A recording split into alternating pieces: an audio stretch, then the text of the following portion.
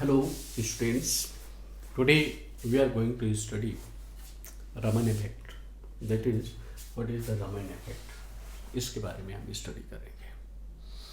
Practically, doctor C.V. Raman ने invent किया कि अगर ये ray of light enters through a medium where particles are very close, what happens? In this case, उनका first case था कि दिस इज, मान लीजिए कि ये कोई मीडियम है, दिस इज ए मीडियम, ये ग्लास मान सकते हैं, वाटर मान सकते हैं. सो इस मीडियम में there are particles of the medium, और जब कोई भी वेव ऐसे आ रही है, ऐसे ऐसे, सो यहाँ पर जो इसकी इंटेंसिटी है वही इंटेंसिटी यहाँ पर है, जो फ्रीक्वेंसी इसकी यहाँ पर है वही फ्रीक्वेंसी इसकी यहाँ पर भी है. दिस इज, आप इसको कह सकते हैं कि let it is a particle, यहाँ पर इससे कोलाइड हुआ, स्कैटरिंग हुई और सेम इंटेंसिटी की वेव्स आगे मूव कर रही है. मतलब ये हुआ कि ये जो एनर्जी ऑफ द एटम है और मॉलिक्यूल है, इसकी एनर्जी ना तो वेव से इसमें ट्रांसफर हुई, ना particle energy transfer to this. This implies energy is not transferred. ये इलास्टिक कोलिजन है. This is elastic collision, elastic collision.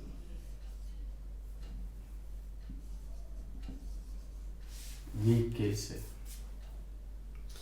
और practically intensity proportion to amplitude square, हम एम्पलीट्यूड के रिस्पेक्ट में भी रिप्रेजेंट कर सकते हैं. इंटेंसिटी सेम है. इंटेंसिटी और energy of the wave is h nu, frequency के रिस्पेक्ट में भी रिप्रेजेंट कर सकते हैं. And intensity number of photon per unit area पर सेकेंड, उसके रिस्पेक्ट में भी रिप्रेजेंट कर सकते हैं. बट रमन जी ने फ्रीक्वेंसी के रिस्पेक्ट में बात करी कि फ्रीक्वेंसी रिमेन्स सेम. जो फ्रीक्वेंसी यहाँ पर है वही फ्रीक्वेंसी आफ्टर कोलिजन वेव की यहाँ पर भी है, after scattering. No frequency changing. But ऐसा भी हो सकता है कि ये केस 1 है, this is the case 1. Case 2, another case ऐसे भी हो सकता है कि this is the wave, wave ऐसे आ रही है, दिस इज ए पार्टिकल, इससे कोलिजन हुआ और इसकी फ्रीक्वेंसी न्यू है, इसकी फ्रीक्वेंसी न्यू 1 है और new 1 is less then new, इसकी फ्रीक्वेंसी कम है. मीनिंग इज दिस, ये जो अगर एटम है तो ये ग्राउंड स्टेट पर है. दिस इज, आप ऐसे कह लीजिए, ये प्लस एंड प्रोटॉन न्यूट्रॉन, इसके अंदर न्यूक्लियस हो गया. जस्ट सिंपल ऐसे प्लस मैं लिख बना देता हूँ, और ये ऑर्बिट है और इसमें एक इलेक्ट्रॉन ये मान लीजिए, या एक इलेक्ट्रॉन इधर भी मान लीजिए, मतलब ग्राउंड स्टेट पे. This is at a ground state, ground state. और इसकी जो फ्रीक्वेंसी है, frequency of the atom nu 1 है, that is less than photon. जो फोटोन इंसिडेंट हो रहा है उससे लेस है. तो अब यहाँ पर क्या हुआ है कि फोटोन ने इसकी energy E1 is h new, या ई कह लीजिए, ई इक्वल एच न्यू. और जो इस मॉलिक्यूल्स की जो एनर्जी है, इसकी एनर्जी E1 कह लीजिए, E1 इक्वल एच न्यू 1. तो photon energy is more, new is more than new 1, new 1 is more. ये इसको न्यू रखिए और यहाँ पर new is more than new 1. इसकी फ्रीक्वेंसी कम है, इसकी फ्रीक्वेंसी मोर है. सो व्हाट हैपेंस, ये फोटोन कुछ एनर्जी इस एटम को देगा और atom by gaining energy excited state पे पहुंच जाएगा. तो इसकी एनर्जी लॉस होगी और इसकी एनर्जी गेन होगी, मीन्स इस एटम की एनर्जी गेन होगी.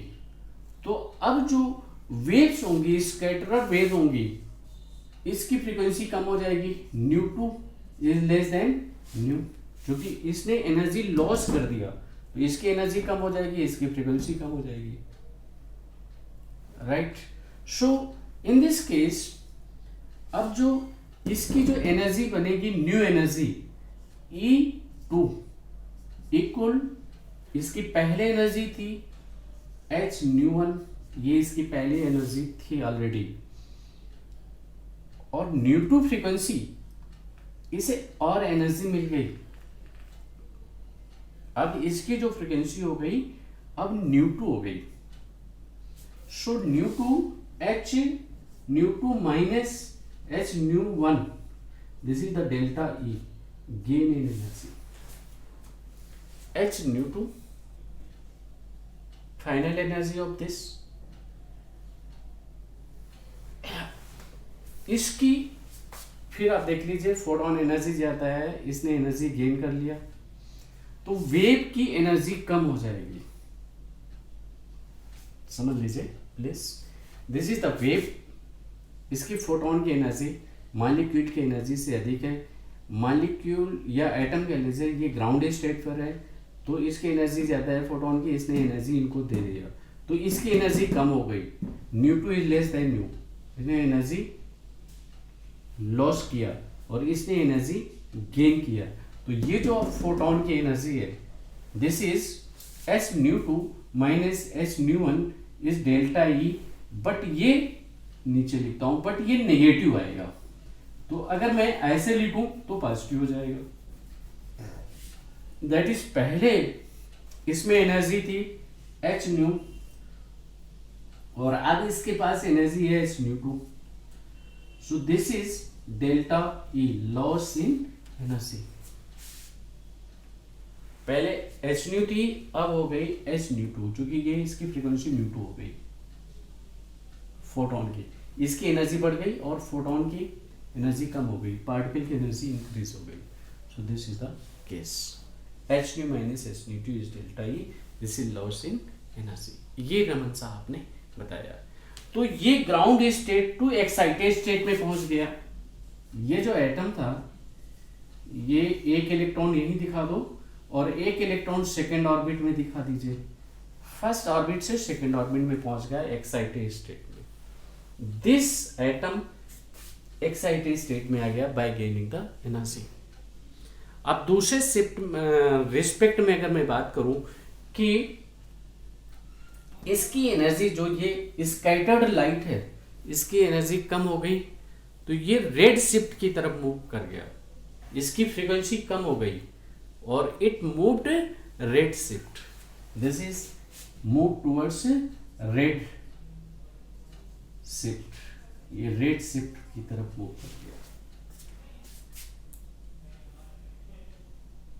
अब मैं केस नंबर 3 ले रहा हूं, मैं इसे रब कर रहा हूं।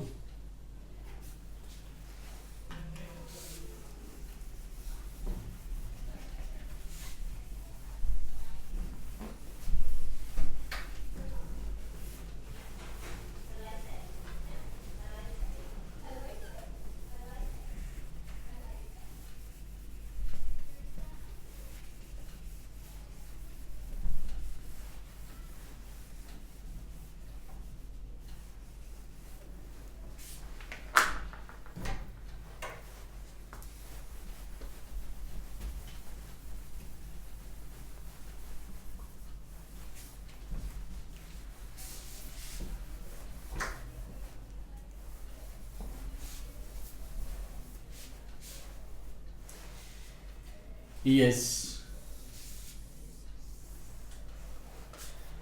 In this is the wave.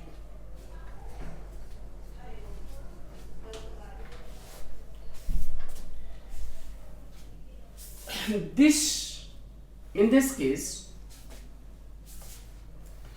ये एक पार्टिकल मान लीजिए, this is the wave, frequency of the wave is nu and this is the nu one. यहां पर particle, this atom is already in the excited state, already in the excited state. ये इसके पास already high frequency है, more than this,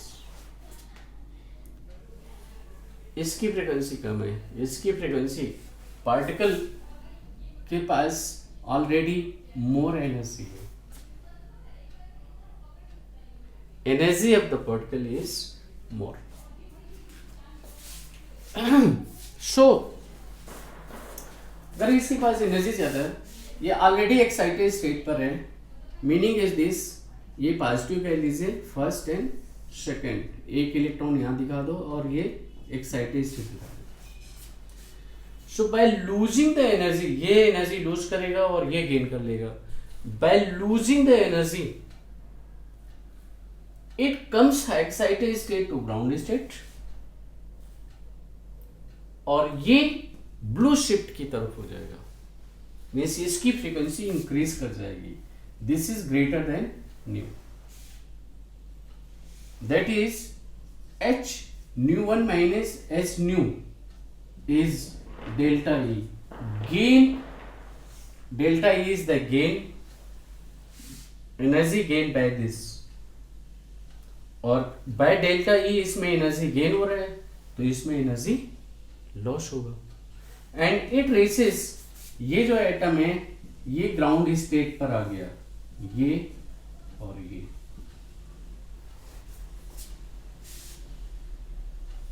so this is, इसकी energy बढ़ गई, scattered particle ये ऐसे आया, कोलाइड हुआ, स्कैटरिंग हुई, तो इसकी जो एनर्जी है इंक्रीज कर गई, तो इसे हम कहेंगे दिस इज ब्लू शिफ्ट. जब एनर्जी इंक्रीज होगी तो ब्लू लाइन शिफ्ट हो गया, ब्लू शिफ्ट.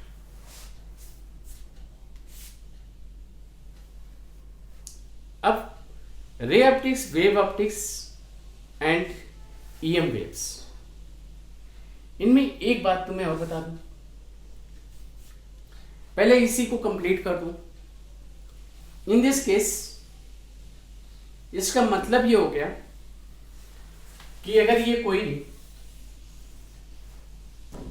मीडियम है, लेट वाटर, तो इसमें जो वाटर के मॉलिक्यूल है, वो वाटर के मॉलिक्यूल जो वाइब्रेट कर रहे हैं उन सभी की फ्रीक्वेंसी सेम नहीं है. किसी की फ्रीक्वेंसी इतनी होगी कि उसकी एनर्जी जो वेव इंसिडेंट हो रहा है उसके इक्वल है, किसी की फ्रीक्वेंसी मोर होगी और किसी की फ्रीक्वेंसी एनर्जी लेस होगी.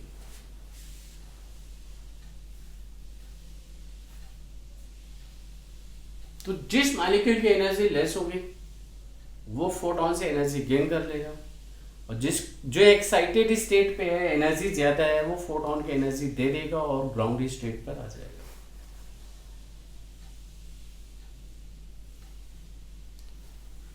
So number of lines of red shift और number of lines of blue shift. So इसका जो रेशियो होगा वो डिपेंड करेगा ratio of the number of molecules which are in ground state. जैसे रेड ग्राउंड स्टेट में है वो एनर्जी गेन कर लेंगे, तो जो इंसिडेंट वेव होगी उसकी एनर्जी कम हो जाएगी, फ्रीक्वेंसी कम हो जाएगी और वो रेड शिफ्ट की तरफ होंगे. So line of red shift,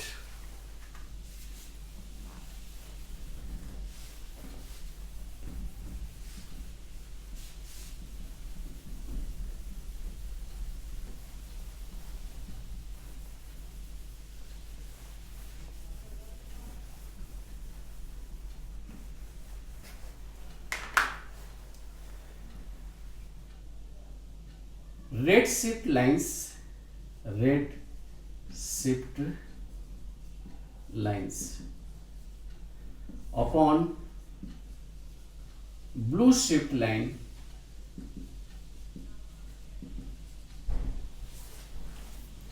so this is red shift line more होंगे if more atoms are in ground state. So atoms in ground state whole upon atom in excited state.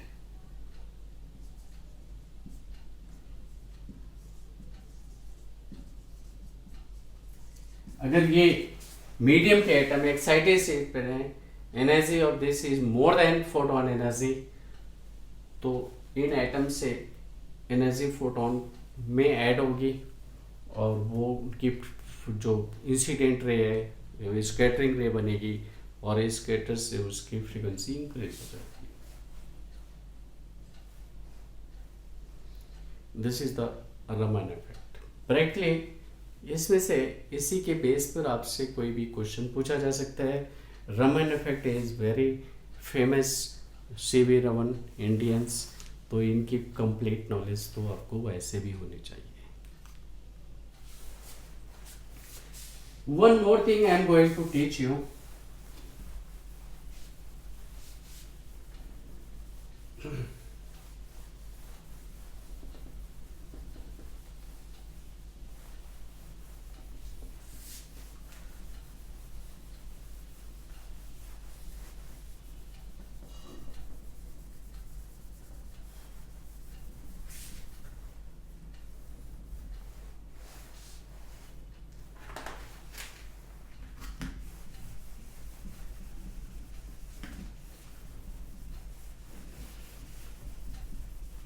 So one thing is more,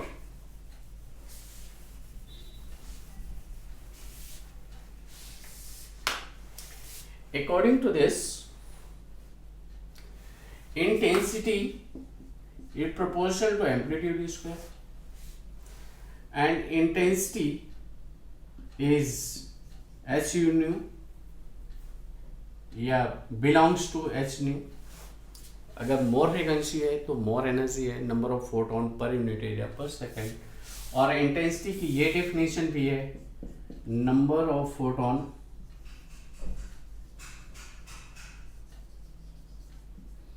per unit area पर second, ये भी intensity की। तो intensity is increasing, one way आप बता सकते हैं कि उसका एम्पलीट्यूड इंक्रीज कर रहा है, कोई वेव ऐसे ऐसे आ रही है और फिर एम्पलीट्यूड उसका इंक्रीज कर गया, ये आप हाई एम्पलीट्यूड आप दिखा सकते हैं to represent that intensity is increasing. Intensity increasing आप ऐसे भी दिखा सकते हैं कि पहले फ्रीक्वेंसी बढ़ गई, दैट इज पहले ये था और अब फ्रीक्वेंसी इंक्रीज कर गई। और नंबर ऑफ फोटॉन्स वेव्स भी बता सकते हैं according to this. Third case मैं नीचे दिखा रहा हूं क्योंकि स्पेस नहीं है,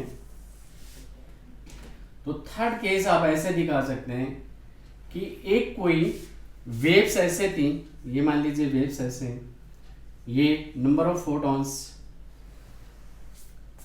तो intensity energy increasing, that is intensity is increasing. तो उस केस में अभी दो लाइंस हैं, तो ये टू वेव्स तो हैं, ये इंसिडेंट वेव्स हैं। एक wave atom excited state to ground state आ गया, तो वो फोटोन भी एमिट हुआ और वो भी इसमें ऐड हो गया। जितने भी होंगे 1 फोटोन 2 फोटोन एनर्जी वो भी इसमें ऐड है, तो ये नंबर ऑफ फोटोन इंक्रीज हो गए, ऐसे भी समझ सकते हैं। क्योंकि this is the wave optics.